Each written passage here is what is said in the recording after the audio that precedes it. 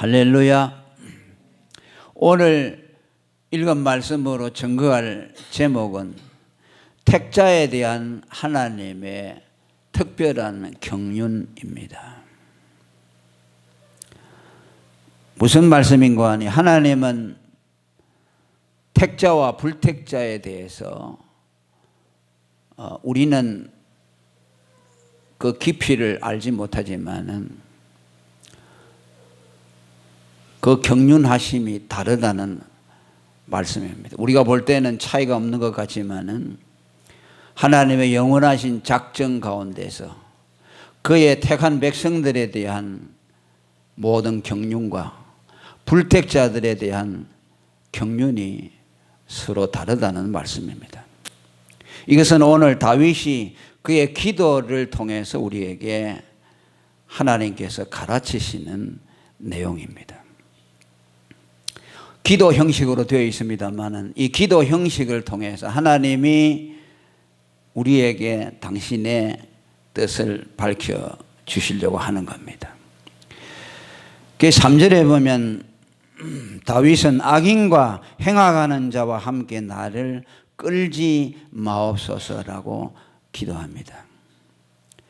이게 쉬운 번역으로 다시 번역을 하면 나를 악인들과 함께 싸잡아서 처리하지 마옵소서라는 뜻입니다.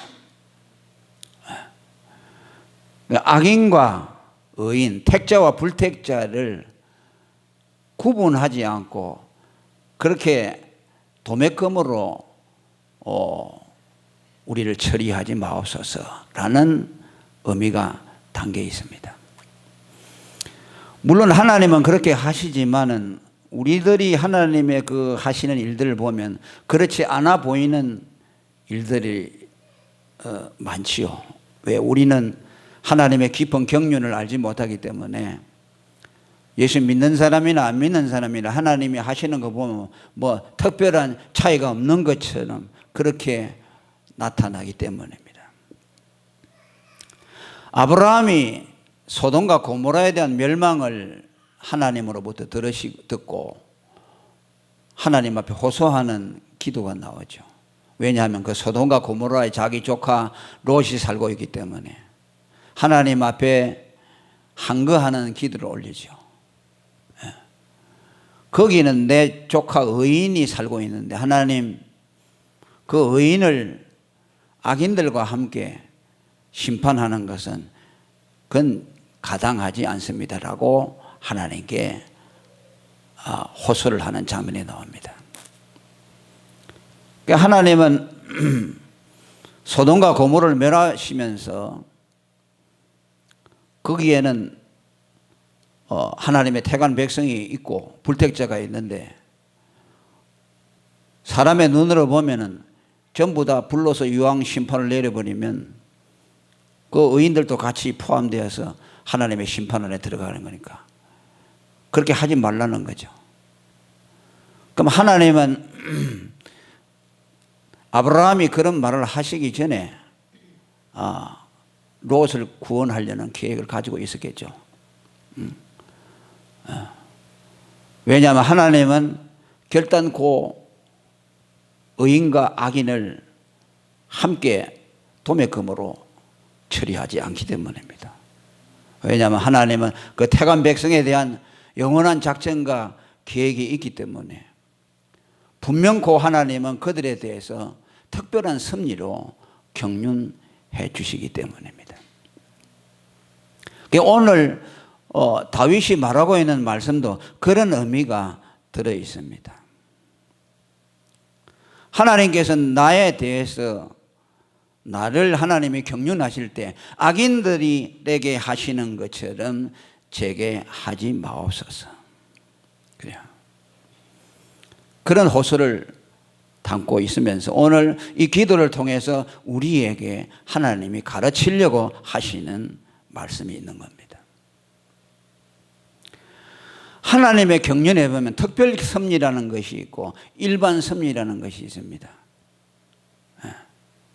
일반 섭리라는 것은 무엇입니까? 하나님이 보편적으로 모든 인간들에게 베풀어 주신 은혜와 경륜입니다.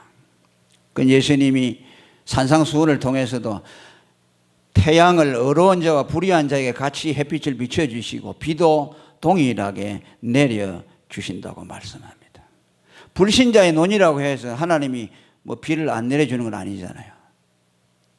이놈은 나를 안 믿기 때문에 미우니까 햇빛이 가지 마라 그렇게 하지 않아요. 비도 골고루 다 주시는 거죠.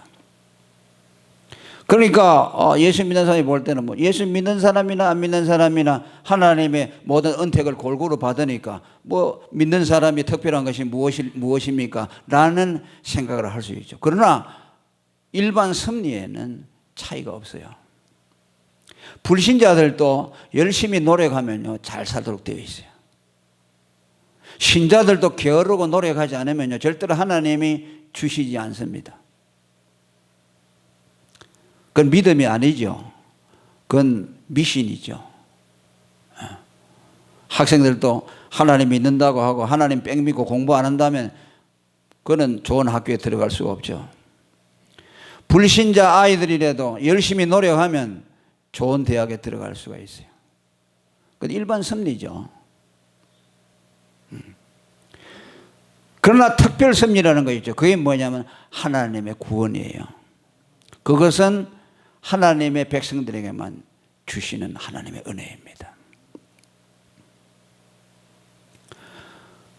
그러니까 오늘 이 다윗이 하시는 이 하나님 앞에 드리는 기도 가운데 이게 두 가지 의미가 다 포함됐다고 볼 수가 있는데요.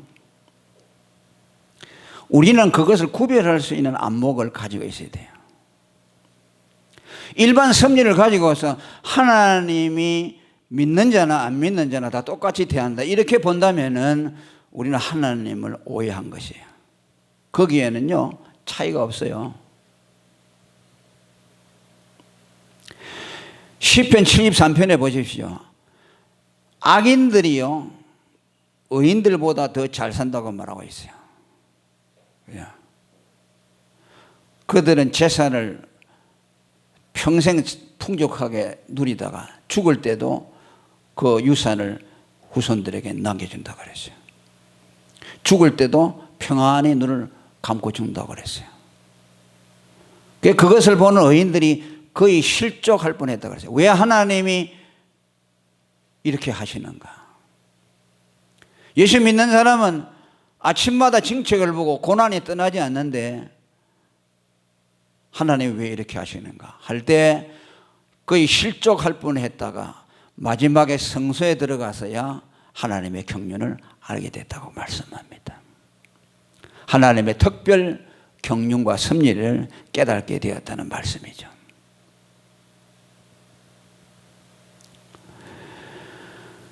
성경에도 보면은 의인과 악인이 당하는 일들이 다 일반이라고 그렇게 말씀합니다. 전도서 2장 16절에 보면 지혜자의 죽음이나 우매자의 죽음이 다 일반이로다. 의인도 다 죽고 불의한 자도 다 죽는다고 그랬어요. 의인이라고 해서 죽지 않는 건 아니죠. 죽음은 의인과 악인 구분 없이 모든 사람에게 다 온다고 그렇게 말씀합니다. 또 고통도 고난도 예수 믿는 사람이라고 해서 고난이 안 오고 예수 안 믿는 사람이기 때문에 고난이 오고 그러지 않습니다. 요업은 뭐라고 말합니까? 인생이 고난을 당하는 것은 불티가 하늘로 올라가는 것처럼 당연한 것이라고 말합니다. 거기에는 예외가 없어요.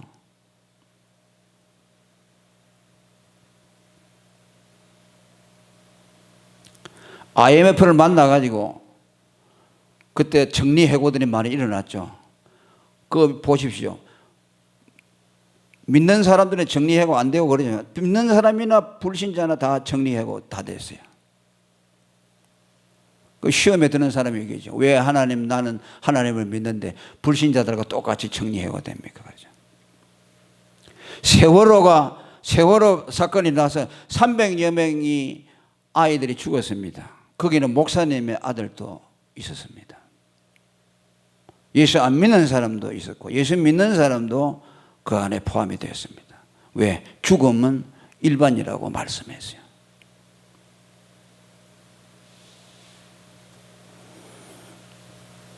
그런데 차이가 있어요.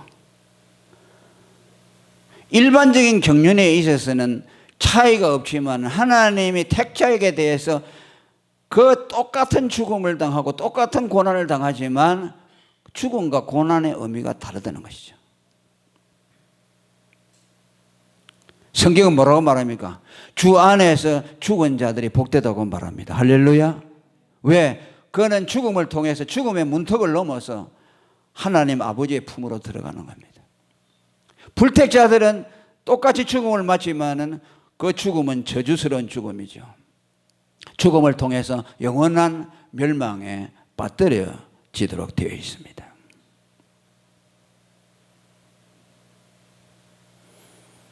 그 세월호 사건이 났을 때 목사님이 다른 사람들은 울고불고 절망하는데 그 목사님은 방송에 나와서 그런 말을 했죠. 하나님을 원망하지 않고 하나님의 뜻이 있겠죠. 우리 아이는 예수 믿었기 때문에 하나님 나라에 갔을 것입니다.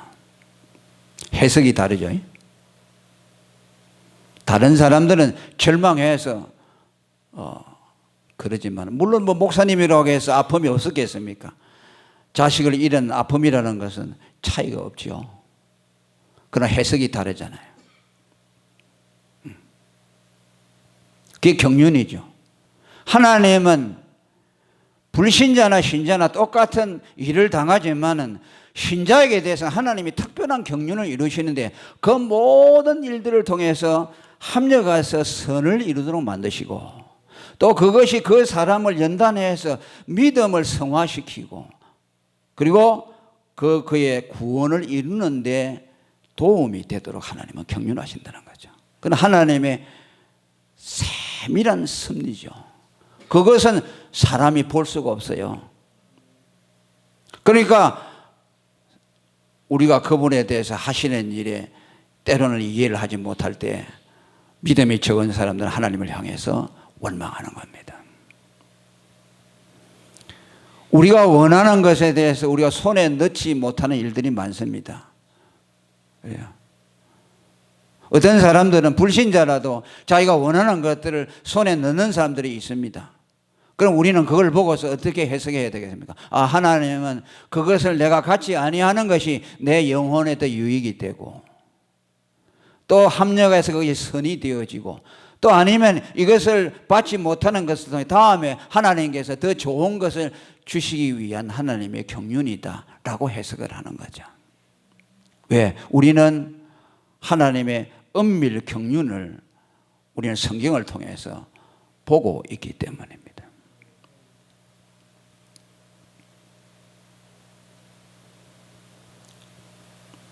다윗이 오늘 이 말씀에는 바로 그런 뜻이 있습니다. 택자와 불택자를 하나님께서 구별하여 다루어 주시옵소서라는 말씀은 오히려 자기 고백적인 말씀이라고 할 수 있어요. 하나님은 결단코 악인과 의인을 함께 도매금으로 넘기지 아니하시고 그의 택자들에게 있어서는 하나님의 구원과 그분의 선하신 한 목적을 위해서 세밀한 경륜이 있다는 것을 나로 하여금 보게 하여 주시옵소서라는 말의 다른 표현이라고 말할 수가 있습니다. 오늘도 저와 여러분은 이런 안목을 가질 수 있기를 바랍니다.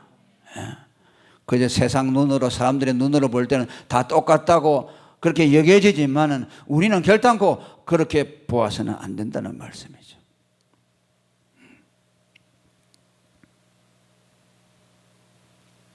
잠언서 24장 16절에도 의인은 7번 넘어질지라도 다시 일어나려니와 악인은 재앙으로 인하여 엎드러진다고 말씀합니다.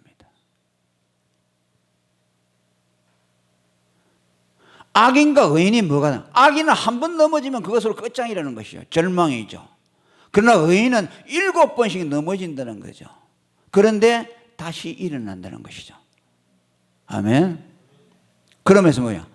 7번 넘어져도 다시 일으키심을 받는 하나님의 능력과 그분의 간섭을 나타낸다는 말씀이죠. 즉 우리의 고난을 통해서 하나님의 살아계심과 역사하심을 드러낸다는 말씀이죠. 아, 저 사람은 하나님이 같이 하시는 사람이 분명하구나. 어떤 사람은 한 번 넘어지면 그것을 인생 그저 작별을 고하는 사람이 있는데 저 사람은 7번 넘어져도 8번째 일어나네요. 이 말은 꼭 7번 넘어진다는 말이 아니고 완전수를 상징하는데 수없이 넘어져도 오뚜기처럼 다시 일어나는 것을 통해서 그의 삶에 하나님이 간섭하시고 붙들고 있다는 것을 증거한다는 뜻입니다. 그러니까 해석이 다르니까 의미가 완전히 다르죠. 로마서 5장 3절에도 바울 사도는 말합니다. 우리가 환난 중에도 즐거워하나니 이는 환난은 인내를, 인내는 연단을, 연단은 소망을 이루는 줄 알미로다. 할렐루야. 고난과 시련은 다 자기가 피하고 싶지만 하나님이 그의 사랑하는 백성들에게 때때로 허락을 해 주시는데 그것은 그들의 고난을 통해서 그들의 믿음을 온전하게 세워가기 위해서 정금같이 나오도록 하기 위해서 하나님이 허락하신다는 말씀입니다. 그래서 고난은요 반드시 필요해요. 고난 없으면요 100이면 100사람 다 타락해요. 그러지 않는 사람 나는 보지 못했어요.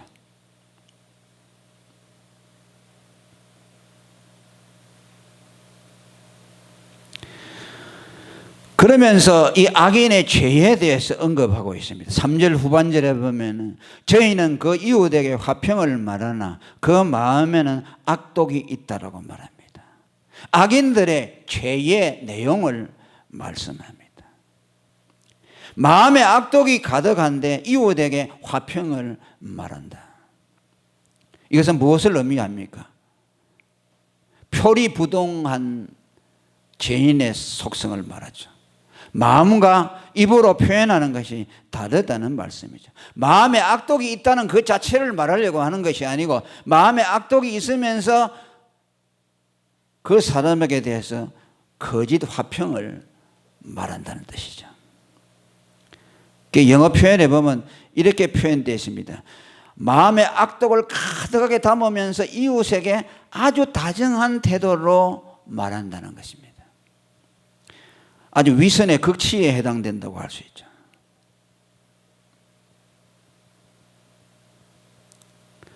아주 다정하게 성심성의를 다해서 말을 하면서 그 마음에는 그를 향한 악독한 마음이 숨겨져 있다는 말입니다. 이것은 죄인의 인간만이 가지고 있는 속성이라고 할 수 있죠. 인간의 죄성이 얼마나 깊고 부패하냐 하는 것을 보여주는 겁니다. 죄라는 것은 뭐 사람도 죽이고 다 할 수 있는 거 있잖아요. 그런데 그런 죄들을 다 제쳐놓고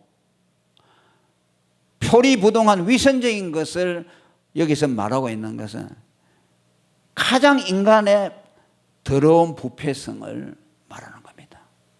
위선적이고 교모하고 거짓된 이중적인 인간만이 가질 수 있는 속성을 말합니다. 짐승은 그러지 않죠. 짐승이 뭐 잡아먹으면서 웃고 그러지 않잖아요. 그냥 잡아먹을 때는 아주 사납게 잡아먹죠. 꾸밀 줄은 모르죠. 인간만이 가질 수 있는 죄성이죠. 더 나아가서 뭡니까? 마귀의 속성이라고 말할 수 있어요.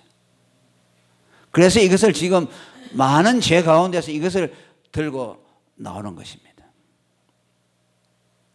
마귀가 사람을 타락시킬 때 하는 표현이죠. 최초에 우리 조상 아담 하와에게 마귀가 나타났어. 저 열매를 따먹으면 네 눈이 밝아져서 하나님과 같이 되리라. 그죠? 하와를 아주 위하는 것처럼 사랑의 음성으로 얼마나 그 말이 달콤했으면 하와가 넘어갔겠습니까? 아, 저 뱀이 정말 나를 위해서 저렇게 하는구나. 예. 하나님이 자기 혼자 하나님이 되려고 그거 먹지 말라고 그래서. 왜냐하면 그거 먹으면 눈이 밝아서 너도 하나님처럼 되니까 하나님이 둘이 되면 안 되잖아. 그러니까 하나님이 자기 혼자만 하나님 노릇하려고 그거 먹지 말라고 그랬어. 저 먹으면 너도 하나님과 같이 되리라 그랬죠. 그 뱀이 왜 그랬습니까? 하와를 파멸에 빠뜨리기 위해서죠. 저주하기 위해서죠. 그러니까 마귀의 속성이죠. 인간의 위선, 이중적인 것, 이것은 바로 마귀에게 있는 속성입니다. 이것을 우리는 가룟 유다에게서도 발견하죠. 가룟 유다가 예수님을 로마 군병들에게 넘겨줄 때에 하나의 신호로서 보였죠. 내가 가서 입을 맞추는 그 사람을, 그 사람이 예수고 그 사람을 십자가에 못 박아 죽여야 한다. 그런 신호로서 약정을 하고 예수님에게 가장 사랑스러운 태도로 입을 맞추었죠. 예수님이 얼마나 가정스러웠겠어요. 십자가 죽음에 내주기 위한 사인으로서 입을 맞추, 가장 사랑하는 표현으로서 입을 맞추도록 했습니다.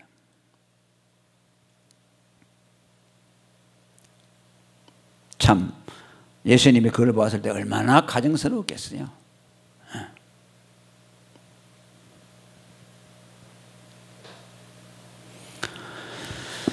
그런데 이 빌립이 나다나엘을 예수님에게로 데려가 전도했죠. 전도하려고 하니까 우리 예수에게로 가보자. 그 예수, 그분 나사렛에서 촌사람 아니야.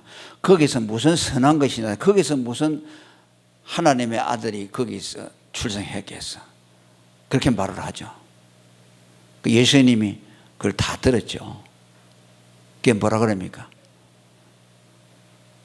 내가 이 사람을 보니까 간사한 것이 없다. 그러니까 예수님에 대해서 자기가 느끼는 그대로 말했죠.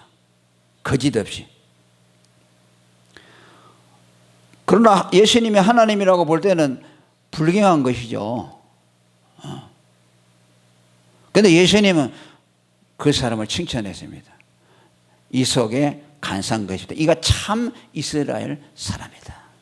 그러니까 자기의 마음에 있는 것과 말하는 것이 그대로 일치가 됐다. 표리부동하지 않았다라는 의미를 담고 있어요. 오늘 읽은 본문과는 반대되는 개념이죠. 이웃에게 화평을 말하나 그 마음에는 악독이 가득하다고 말했습니다.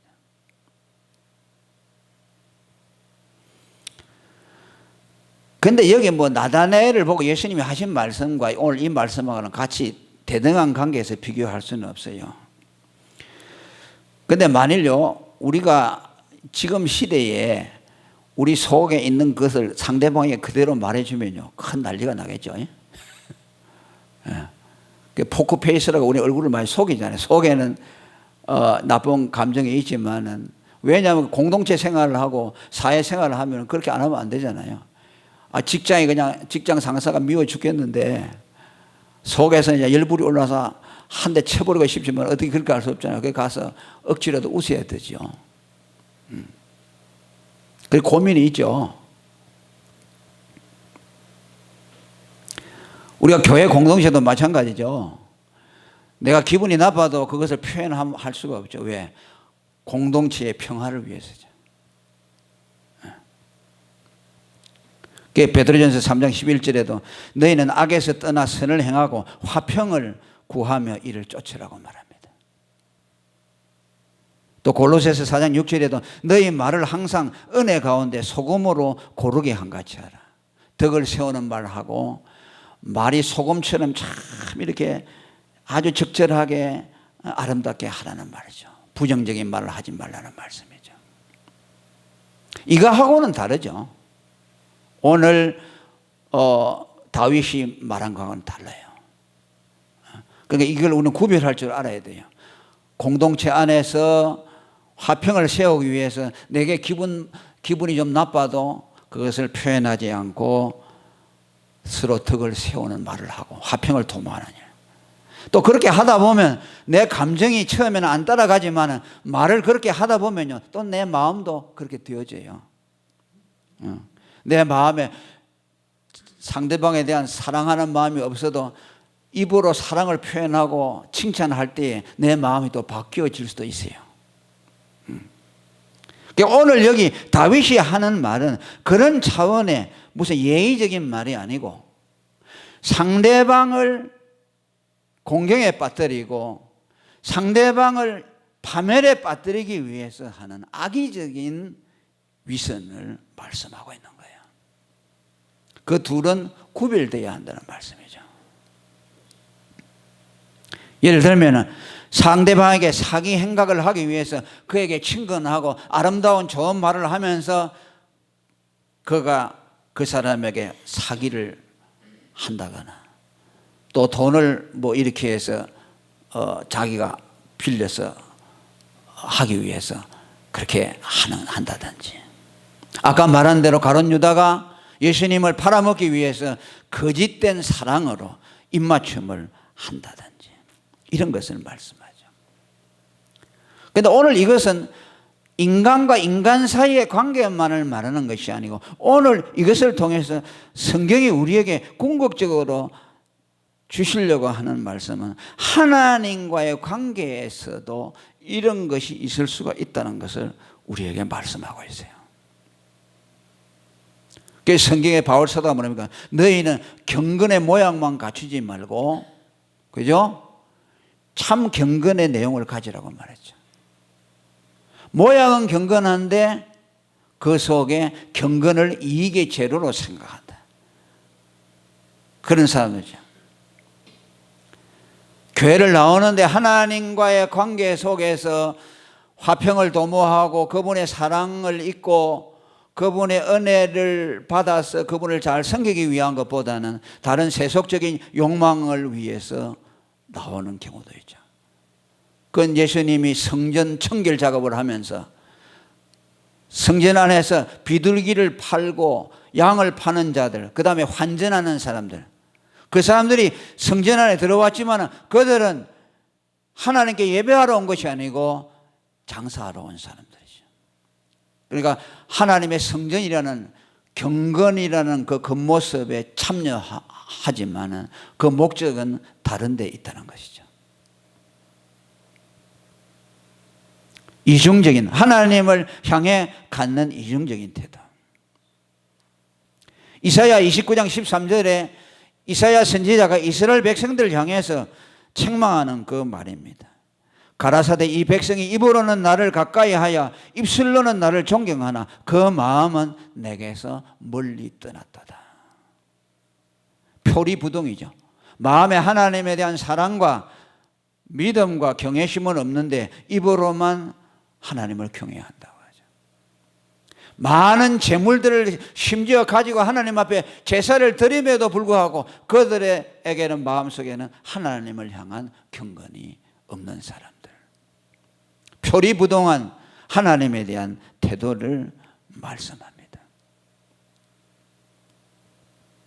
마음의 악독이라는 것은 하나님을 향하여 인간이 가질 수 있는 악독이라는 것이 무엇입니까? 그것은 가장 큰 죄는 무신론입니다. 하나님에 대한 믿음이 없는 사람입니다. 요한복음 8장에 뭐라고 했습니까? 성령이 오시면은 의가 무엇이고 죄가 무엇이고 심판이 무엇인가를 비로소 너희에게 새롭게 가르쳐 줄 것이다. 너희가 전에는 의가 다른 차원의 생각했다면 그 의라는 것은 내게 있다. 너희가 전에는 죄를 다르게 생각했다면 이제 죄라는 것은 나를 믿지 아니하는 것이다. 그가 오시면 너희에게 새로운 재간을 가르쳐 준다고 말씀했습니다. 오늘 우리가 하나님에 대해서 가질 수 있는 악독이 무엇일까? 하나님에 대한 참된 믿음을 갖지 않는가? 그러면서 형식적인 경건만을 가지고 나오는 사람들, 이런 사람들을 하나님은 악한 자라고 말씀하고 있습니다. 오늘 우리 가운데는 이런 분들이 없을 줄로 믿습니다.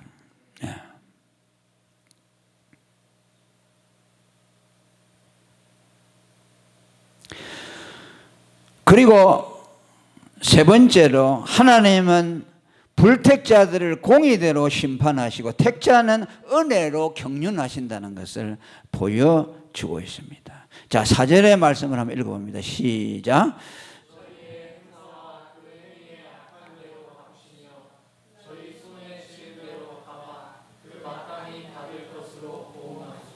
아멘. 이것은 이제 악인들에 대한 하나님의 공의로운 심판을 호소하고 있습니다.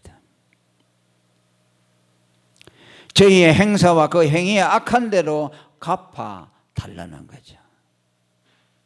저희 손에 지은 대로 갚아 마땅히 받을 것으로 보응하소서. 이것은 여러분 다윗이 자기가 그들에게 당한 것에 대해서 원망과 또 복수심으로 하나님 앞에 이르면서 내가 받은 것을 또 저들이 행한 악을 저 사람들에게 하나님이 공의롭게 갚아주소서 라는 그런 의미도 있겠죠. 왜 하나님은 원수를 우리 손으로 친히 갚지 말고 하나님께 갚아달라고 호소하라고 말씀했기 때문입니다. 그러나 오늘 우리 자신들이 죄인이라는 것을 인식하고 그들이 비록 하나님을 믿지 않는 불택자이지만 나는 하나님을 믿지만 과연 그들과 나 사이에 차이가 있을까?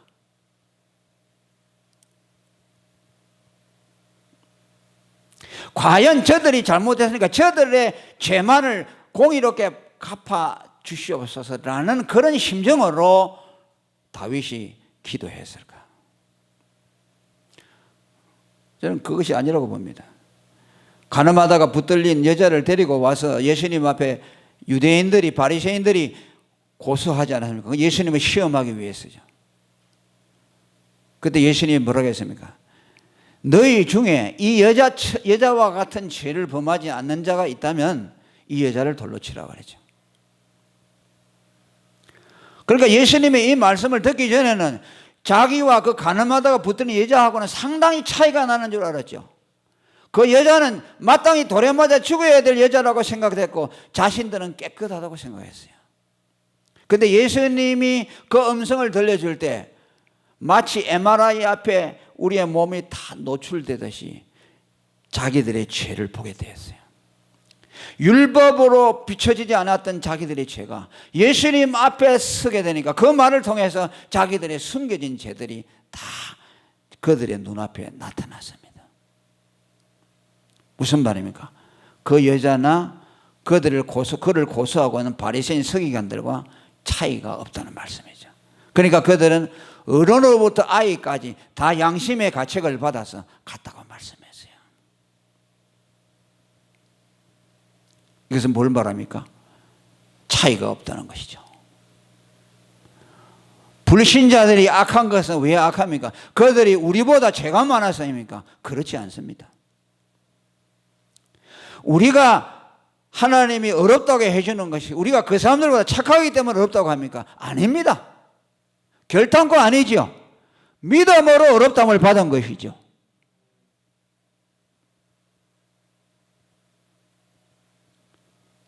그러니까 이 말의 의미는 저들은 하나님의 공의대로 심판하지만은 우리들은 감사하게도 하나님께서 은혜로 그리스도 안에서 우리를 경륜해 주시는 것에 대해서 감사합니다 라는 말씀이 함의되어 있어요. 시편 130편 3절에 보면 여호와여 주께서 죄악을 감찰하실진대 주여 누가 서리이까? 할렐루야. 아무도 하나님의 공의로운 율법 앞에서 설 사람이 없어요. 나는 심판을 안 받겠다고 하는 사람이 없다는 말씀이죠. 그러니까 오늘 저희의 행사와 그 행위의 악한 대로 갚아달라고 하는 말씀은 하나님의 입장에서 하는 말입니다. 하나님이 그리스도로 말미암아서 인간을 다루시는 두 가지 방편이 있다는 것을 우리로 하여금 생각나게 하는 겁니다. 우리도 하나님이 율법의 공의로만 심판한다면 하나님 앞에 설 수 없습니다. 그런데 우리가 하나님 앞에 설 수 있다고 자신감을 가지고 저들을 하나님 앞에 고소하는 것은 내게 저 사람들보다 나은 의가 있어서가 아니라 나는 그리스도 안에서 믿음으로 말미암아 하나님의 의를 입었기 때문입니다.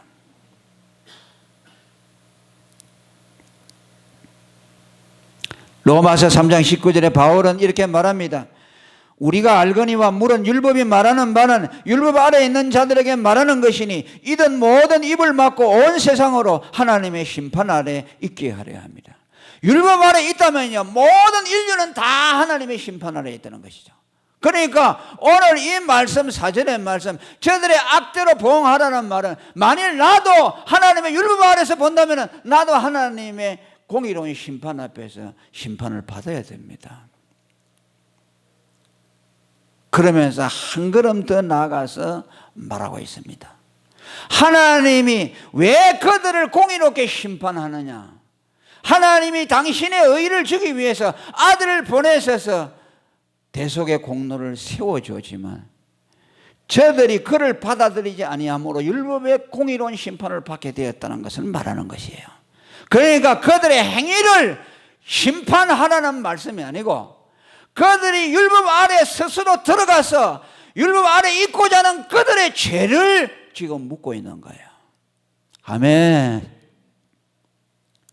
그 아들을 보내서 하나님의 의를 줌에도 기어이 그것을 거부함으로 스스로 율법 아래 들어가서 율법의 저주 아래 있는 저들을 심판하라는 말씀입니다. 그러니까 하나님의 입장에서 하시는 말씀이죠. 믿음으로 심판해 달라는 말씀, 믿음의 법으로 심판해 달라는 말씀입니다. 여러분, 하나님에게서 인간의 가장 큰 죄는 뭔지 압니까? 아들을 보냈는데 그 아들을 받아들이지 않은 죄예요. 그러니까 지금 다윗은 하나님의 입장에서 저들이 스스로 율법 아래 들어가서 하나님이 보내신 그 아들의 의를 거부했기 때문에 저들은 하나님의 공의로운 심판을 받아 마땅합니다. 복음이 여기에 표현되어 있지 않지만은 성경 전체적인 의미를 놓고 볼 때에 당신이 저들을 구원하기 위해서 아들을 보내서 의를 주었음에도 거부했으니 저들은 마땅히 심판받아 마땅하다는 말씀이죠. 그것을 지금 말씀하는 거예요. 이 사람들이 다윗 자기보다 더 악하기 때문에 나는 의롭기 때문에 저들이 심판해 달라는 결코 그런 말씀이 아니라는 말씀이에요. 요한복음 3장 18절에 저를 믿는 자는 심판을 받지 아니하는 것이요 믿지 아니하는 자는 하나님의 독생자의 이름을 믿지 아니하므로 벌써 심판을 받았다. 그들이 하나님이 주시는 그 아들의 의를 받아들이지 않았기 때문에 심판받는 것이 당연하다는 말씀이에요.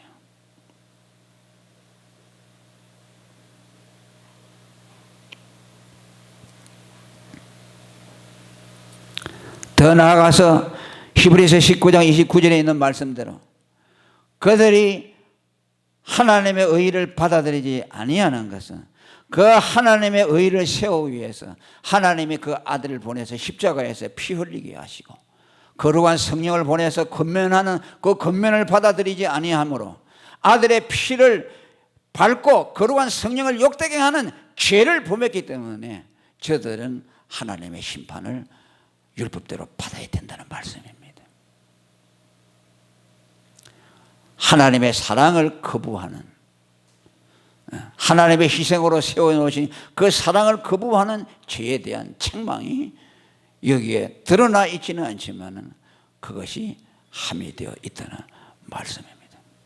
하나님의 심판의 표준이 어디에 있는가를 오늘 우리에게 유추하도록 만들어주고 있습니다. 오늘 예수를 믿는 사람에게는 하나님의 심판이 없습니다. 아멘, 할렐루야. 우리에게 죄가 없어서가 아니라 그리스도의 대속의 공로를 힘있게 하심으로 우리를 하나님의 심판에서 벗어나도록 하셨습니다. 로마서 4장 6절에 있는 말씀대로 일한 것이 없이 하나님께 의로 여기심을 받는 사람의 행복을 말한 거죠. 우리는 그 복을 받은 사람들입니다. 우리도 똑같은 불신자들과 전혀 다를 바 없는 죄인들임에도 불구하고 그리스도를 믿음으로 그 믿음의 법을 적용받아서 죄가 용서함을 받고 죄의 가려움을 받고 또 죄의 인정함을 받지 않는 이 복을 우리가 힘입어서 하나님 앞에 나올 수 있도록 된 것입니다.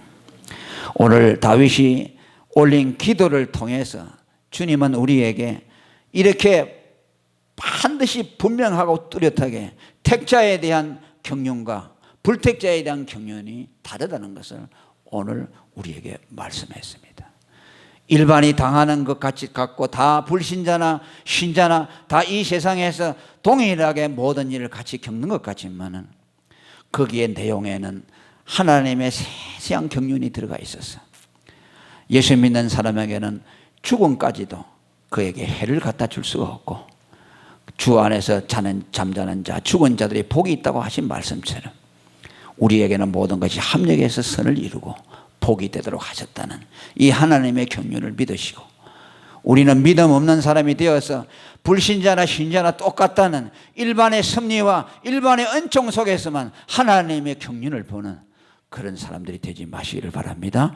은밀한 경륜 속에서 성령으로 말미암아 오늘도 우리 삶에서 일하고 계시는 하나님, 우리의 구원을 이루시기 위해서 영원 전부터 지금까지 계속해서 은밀하게 우리의 영혼 속에서 우리의 삶 속에서 일하시는 그분의 손길을 믿음으로 보시고 느끼고 경험하는 여러분이 되기를 축원합니다. 통성으로 기도하겠습니다.